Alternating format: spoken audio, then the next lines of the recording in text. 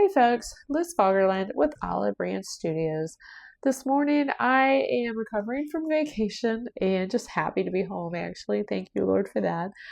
I wanted to jump in and just start painting some flowers.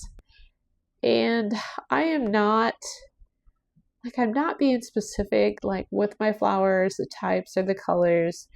I'm just getting some color down on paper and practicing my brush strokes, which here I'm just using my size 8 brush, and I'm using that compound brush stroke to make 2 petals side by side to make that petal shape. Okay, they're not perfect, they're not going to be perfect, that's okay. I'm not going for perfect this morning. While we were on vacation, I didn't get to paint much at all, so this is like I'm back home cleaning the house after we've been gone and doing laundry therapy.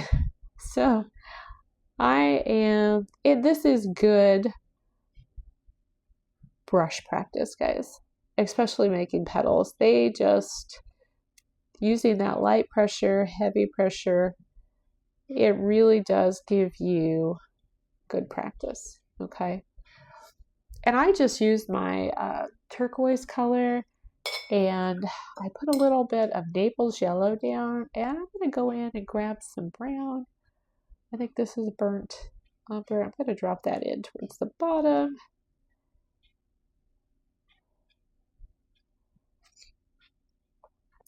And I don't know if I have allergies just crazy this year or if I have a cold. I don't know.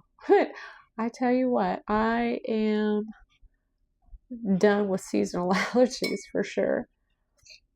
I have kept the allergy companies in business in 2026. I'm just using some green that I had in my palette. I think it's a mix between undersea green and, shoot, I don't know what the other one is, to be honest. It's a lighter green, not an emerald green, but it is lighter. So I've got those together already mixed up in my palette. So again, doing that compound brush stroke where you push down with pressure and then pull back up to make some leaves there. And I am doing double leaves or double petal looks so that it has a fuller, bigger petal. Now you could do one that maybe towards the bottom might look better. Okay, so I like the way these look, but I am going to go in once these are all dry and put a second layer on there, and I'm waiting for these to dry because otherwise they're going to all bleed together and you won't have that transparency that we're looking for to have the depth of those flowers. So I'm going to let these dry. Okay, I think our layers are dry. So I'm going to go in with just a little bit darker. I added a little more turquoise to that. And I'm going to, same brush stroke, add more petals to my flowers.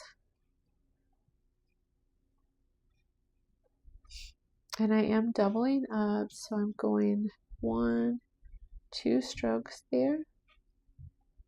And you can see how those petals in the back are just kind of popping through.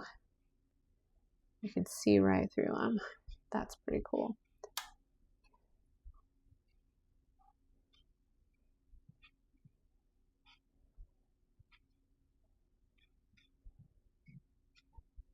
Again, I'm using that compound brush stroke to get this job done. Really liking the way these are looking.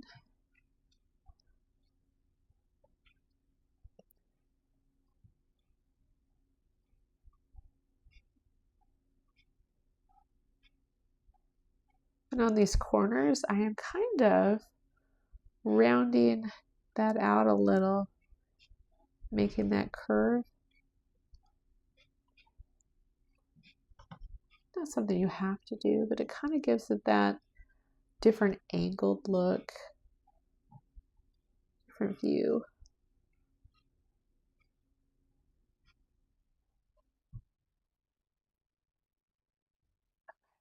I like the way this is looking.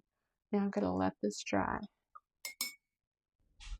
So I'm grabbing my detail brush. I use a script liner number 1, and I'm going to add some veins to my leaves so they look a little more authentic.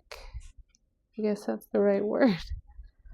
Just playing around with some colors here. I'm using a really dark green. And I don't have my palette memorized. Some of my greens I know, but this one I'm not sure of. And it wouldn't even have to be a super dark green because I had watered this green down quite a bit. I could have used the same green, just a different value of it.